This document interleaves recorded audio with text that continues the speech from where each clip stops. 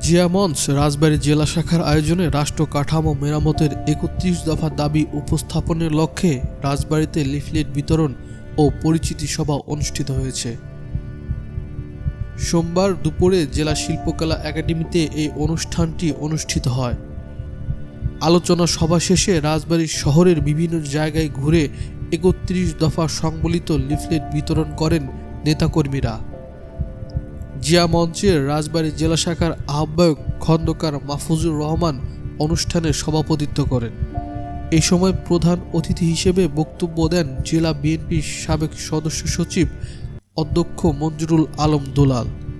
বিশেষ অতিথি হিসেবে বক্তব্য রাখেন ফরিদপুর মহানগর বিএনপির যুগ্ম আহ্বায়ক এম.টি. আক্তার টুটুল, ফরিদপুর বিভাগের জিয়া মঞ্চ কেন্দ্রীয় কমিটির সাংগঠনিক সম্পাদক এস সাজ্জাদ আহমেদ শাওন, জিয়া মঞ্চ ফরিদপুর জেলা শাখার সদস্য সচিব প্রভাষক সৈয়দ মোহাম্মদ ইব্রাহিম আলী, জেলা বিএনপির যুগ্ম আহ্বায়ক গাজী আহসান হাবিব, জেলা বিএনপির সদস্য এ মজিদ বিশ্বাস, জিয়া মঞ্চ রাজবাড়ী জেলা শাখার যুগ্ম আহ্বায়ক ও সাংবাদিক Sheikh Ranju Ahmed. Desk report, BD hour.